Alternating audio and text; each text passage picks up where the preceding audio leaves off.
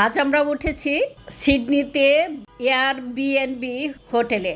মানে এখানে একটা বাসার মতো, এখানে এই বাসাটা ভাড়া নেওয়া যায়।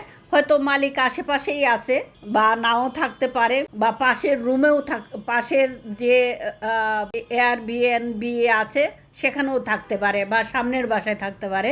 এই যে তার চিত্র, চুলা আছে এবং এই যে মশলা রাখার জিনিস আছে, ওয়াশিং করার জন্য কিছু জিনিস আছে, এই যে প্লেট আছে। এখানে প্লেট আনতে হবে না, অল্প একটু হয়তো চিনি, চা এইসব অল্প অল্প আছে। তারপরে টোস্টার, মানে একদম এভরিথিং। একটা ফ্যামিলিতে যা রাখার দরকার সব আছে, কিন্তু নিজের বাজার করে নিজের রান্না করতে হবে।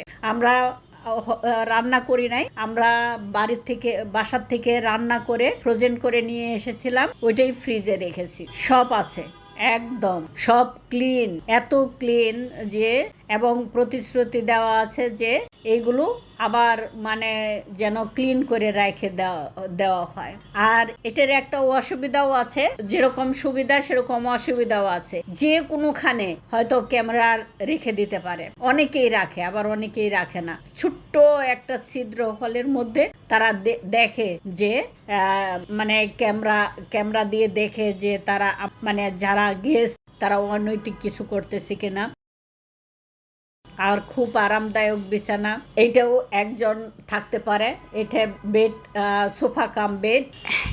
এখানে শুধু একটা পরিপূর্ণ বাসা না, শুধু এখানে সুইমিং পুল এবং এক্সারসাইজের রুম এবং সব কিছু সুযোগ সুবিধা যা একটা লোকের থাকা দরকার সবই রয়েছে।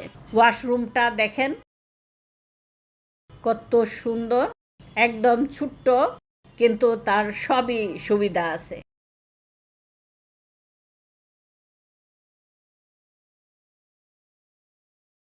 ওয়াশিং মেশিন এবং ড্রায়ার, তারপরে হট ওয়াটার, একদম ছোট ওয়াশরুম, তারপরেও খুব গোছগাছ।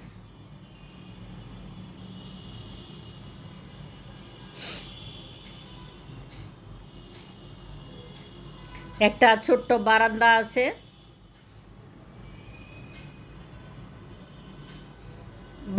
বারান্দাতে সোফা রয়েছে।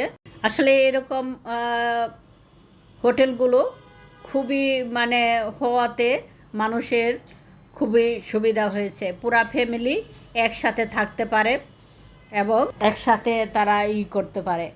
হোটেলগুলো একদম যারা পরিবারগতভাবে যায় তাদের জন্য এই এয়ারবিএনবি হোটেলগুলোই সুবিধা, কারণ তারা রান্না করে খাবার নিজের মতো করে খাইতে পারে।